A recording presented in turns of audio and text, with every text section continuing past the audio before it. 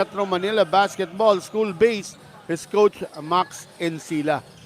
Kaya maganda to eh. Battle of Brains to, itong laban na to. Battle of Brains and Battle of Systems. Yes, parehong mautak ang mga coaches natin, coach eh, no? Yes, and of course, meron kang ano, no, may kanina you have a little chit chat with both of the coaches. Unahin lang natin, anong naging kwentuhan ninyo? And Christian Otate Yes. show in this second quarter.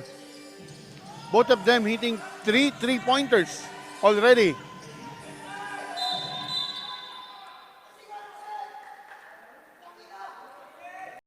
At syempre, ang league owner ng CUL. CUL, none other than Coach Chris Bautista. Yung kanina naman, yung game officials natin, narinig nyo na, pinakilala kanina yan ni Jod Alipio. Here's the ball movement, Sinisa, El Duayan, Parañas. Duayan driving in. And that's a point for Duayan. We have 9 players available Yes nga, coach eh. 9 players dahil na. Injured yung dalawa. dalawa injured and the others are under the weather. Iba kasi yung weather natin, eh, no? Oo, paiba-iba, no? Masyadong malamig.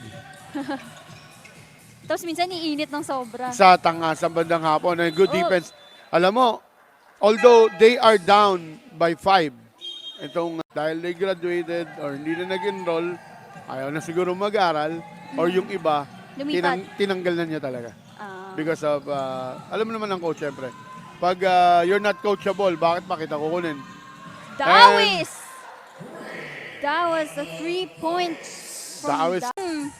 At 41. yun yung sinasabi ko, no? If they can outrun, they must outrun their itong ama. And kailangan talaga nila rito mag-70 points sila pataas to have a big chance of winning. El Duayan for 3. Grabe si El Duayan. El Duayan binubuhat just to design a play in this dying seconds. And let's see. Ayan na.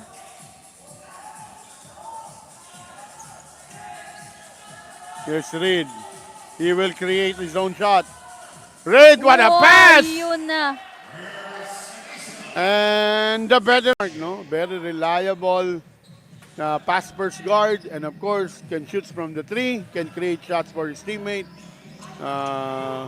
Nagko-coach na rin to, si Coach Eris. Max. And sabi niya, syempre, sila naman, wala naman na silang dapat pang patunayan because they're very thankful na nakaabot na sila sa semifinals. So, no matter what happens here, they just play the game.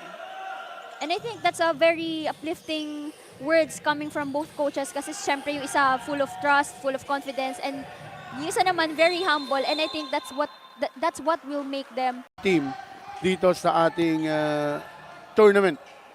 And the first possession para sa Ama University. And this is gonna be a battle. Once again, Coach John Hapos po, makakasama po ninyo. Together with my partner, of course, the beautiful. Nakita nyo na kanina, si Miss Helen. El Duayan now for the inbound.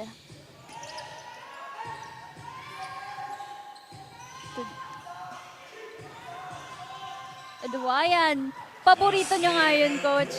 Wala na sa akin. Oo nga. You have to stop him. Again, yung depensa, this will be the key rito. Yes, Sino the yung defense. sino yung hindi bibitaw sa depensahan. And partner, ngayon pa lang kita na natin how physical is this ball game. Lalo na mamaya yan. Abangan mo yung Still in the first physicality. quarter pa lang, no? Justin misses. Another try. Alina. Earl Sinisa, of course, the kuya of them all. Kasama si Coach Eris Romero. At ito, adding more speed. Guloso. Oops. Medyo nagkatamaan doon. I think they're having Nabagsakan a break. nabagsakan, ano? Oo, Now, ito na tayo, Sir John. The semifinals. Wala nang second chances. Ito na. Yes, for CEU, it's gonna be a win or go home, no? A win or go home situation. Justin L. Duayan Paranas now to Notarte and back to Paranas. To Espino and to Notarte again for 3. That will be And too that's strong. a miss. Notarte.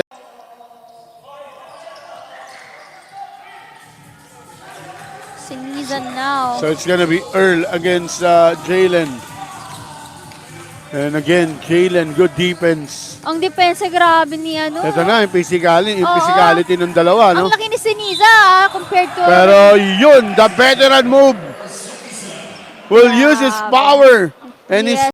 Rebillame loves that perimeter jumper.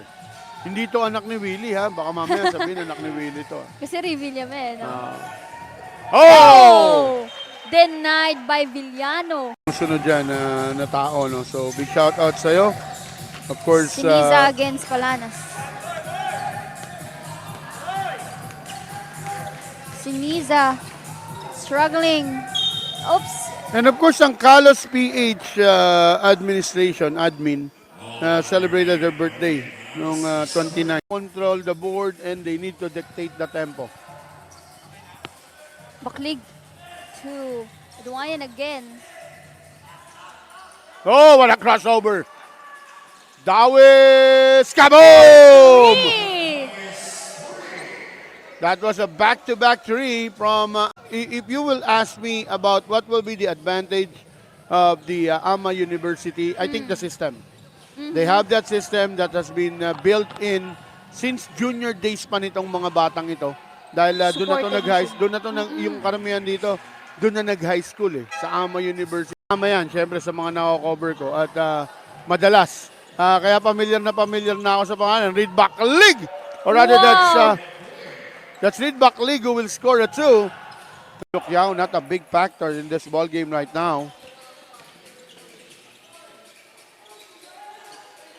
Siniza now in that corner and that's a miss. Second miss for El Duayan at the 3-point area. Siniza. And Senisa Wow. using his power hand. El Duayan. Senisa. Dawis, back to Senisa. Here's El Duayan with the ball.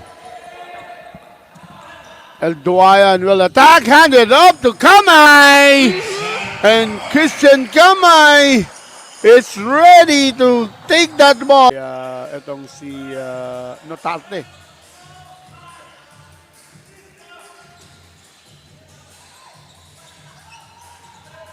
El Duayan babawiin. Wow. You cannot leave Justin El Duayan open at the corner. Play para kay Villano and Parañas.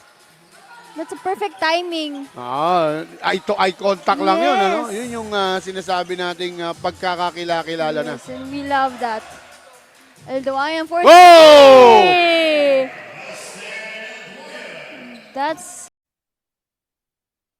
In us, no? Our opening of the season 2 will be on March 8, no? March 8 sisimulan yan. wow, grabe. Women's and men's basketball. Hoy, Jalen!